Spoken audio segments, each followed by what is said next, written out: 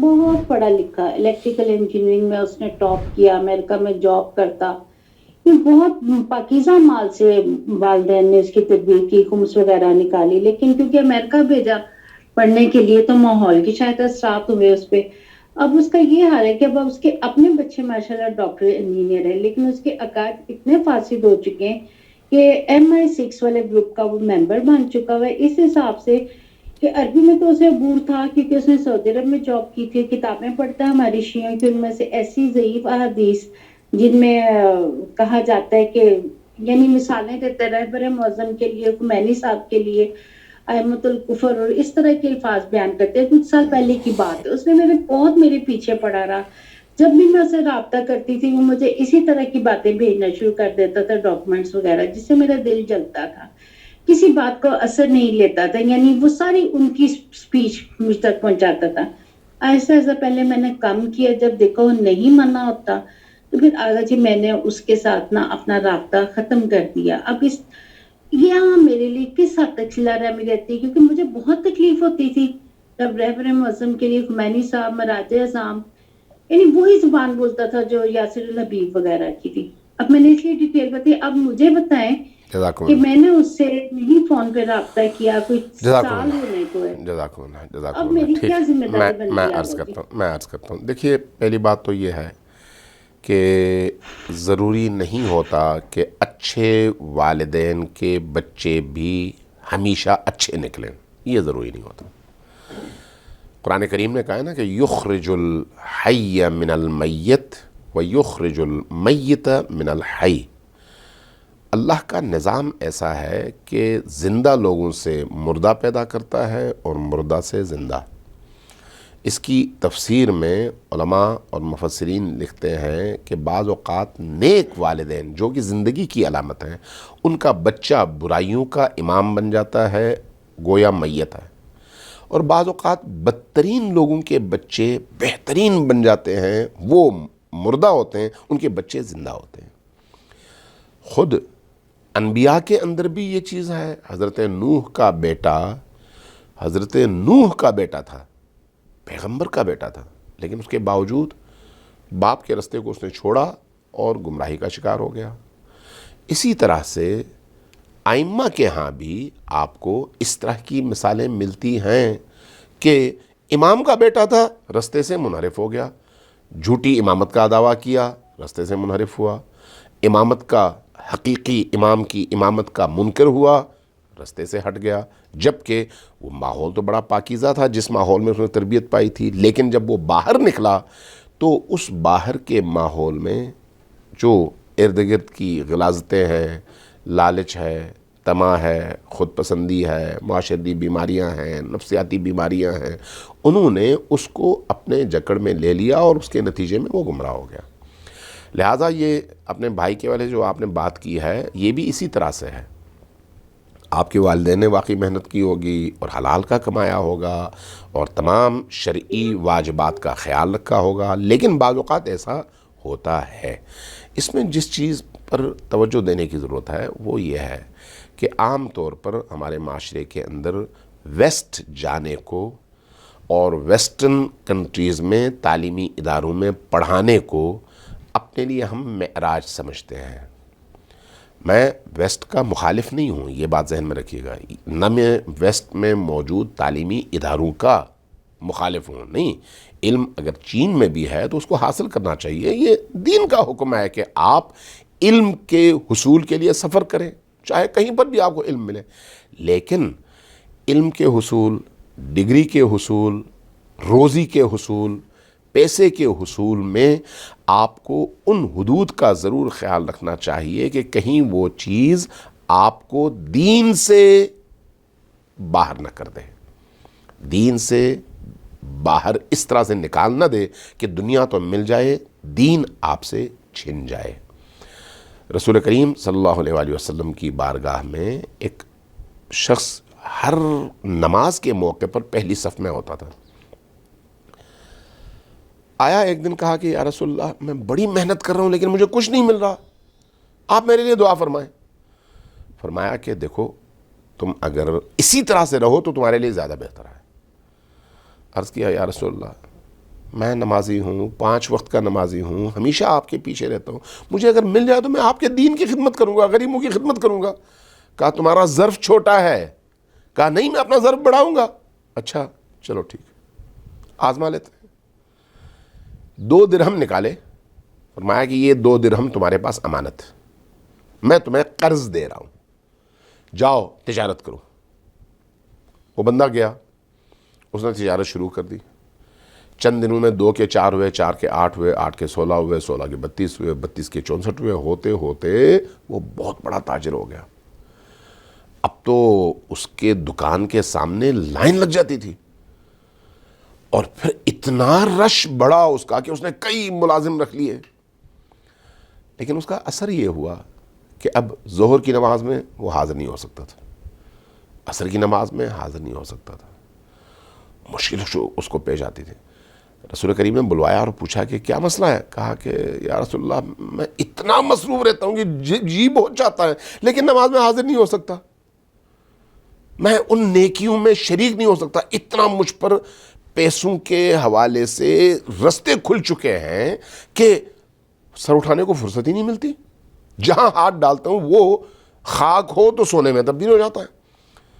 فرمایا کہ یہ بتاؤ وہ جو تمہارا وقت تھا جب تمہارے پاس پیسہ نہیں تھا لیکن میری صحبت تھی اور مسجد نبوی میں پہلی صف میں تم حاضر ہوتے تھے، وہ زیادہ میٹھا، شیرین اور اطمینان بخش تھا، یا یہ جب تمہارے پاس دنیا کی ساری سہولتیں موجود ہیں لیکن میں اور خدا چھن گئے ہیں تمہاری زندگی سے؟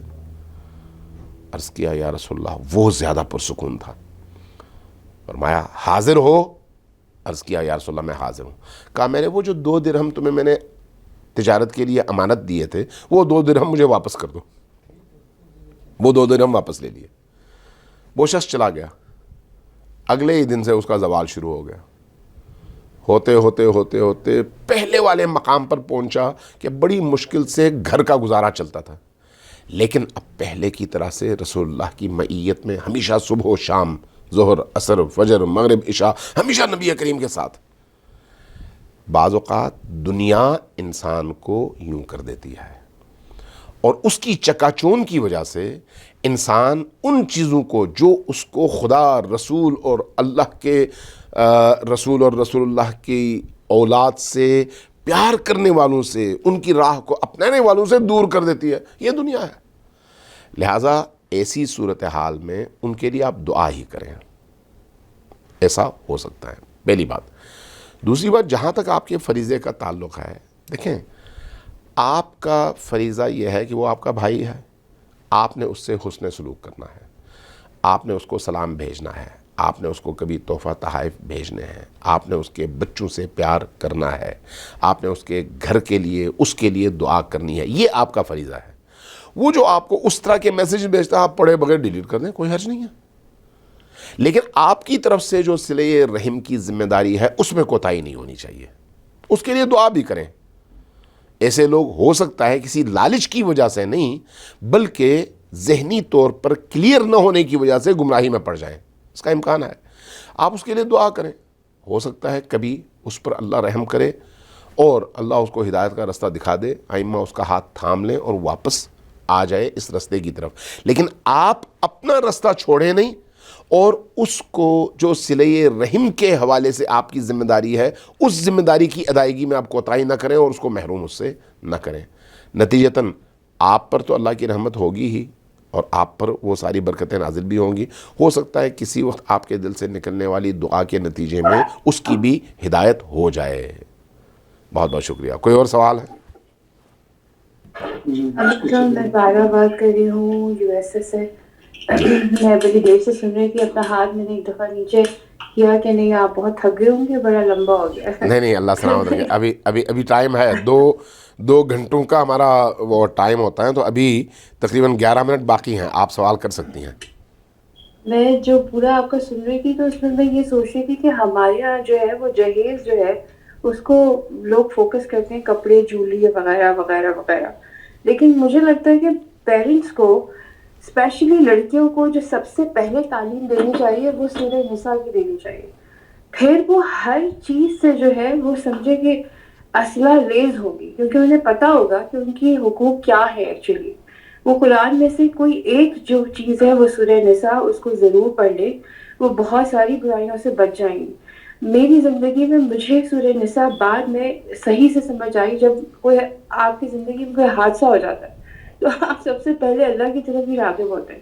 کوئی شک نہیں. اور سورہ نساء ایک ایسی ہے سورہ نساء کہ آپ جب اس کو پڑھتے ہیں تو آپ حیران رہ جاتے ہیں کہ اللہ نے عورت کے لیے کتنی دفاع رکھی ہے، کہ اس کو اگر معاشرہ اسے تباہ کرنا چاہ رہا ہے لیکن پھر بھی اللہ اس سے بچا لیتا ہے.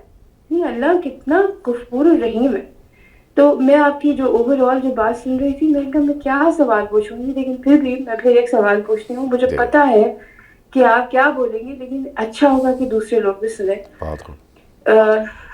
جو سورہ نساء کی 15 اور 16 ہے، اگر کبھی موقع ملے تو ہم سورہ نساء کے اوپر ٹاپک رکھیں، یعنی آپ، اور پھر اس کو ڈسکرائب کریں تاکہ ہمیں پتہ ہو کہ ایکچولی ہم ہیں کیا، ہماری کتنی مضبوطی ہے.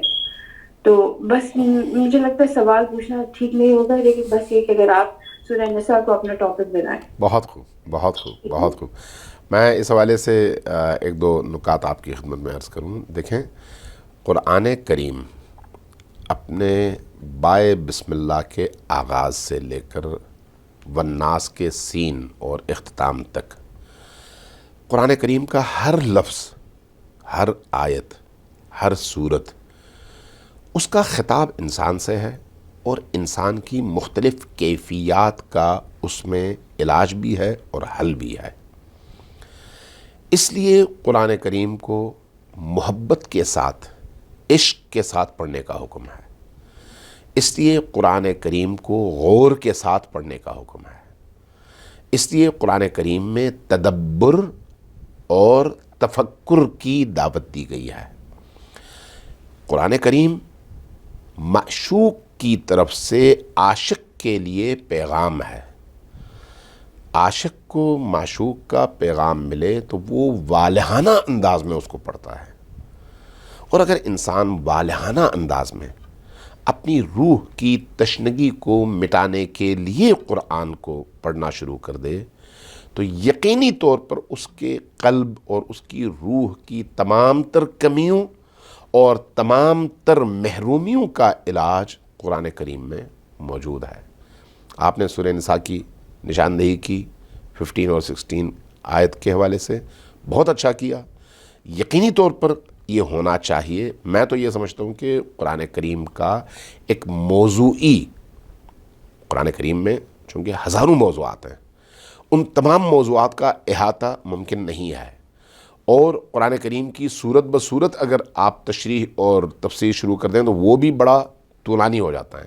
لیکن موضوع کے حوالے سے جن جن موضوعات کی معاشرے کے اندر شدید ضرورت ہے، ان موضوعات پر قرآن کی آیات کو یکجا کر کے ان کی تفاسیر کا ایک سلسلہ شروع ہونا چاہیے. اور میں سمجھتا ہوں یہ ہماری ایک بہت بڑی ضرورت ہے، خصوصاً اہل البیت علیہ الصلوۃ والسلام کی تعلیمات پر عمل کرنے والے مرد و زن کے لیے اور معاشرے کے لیے.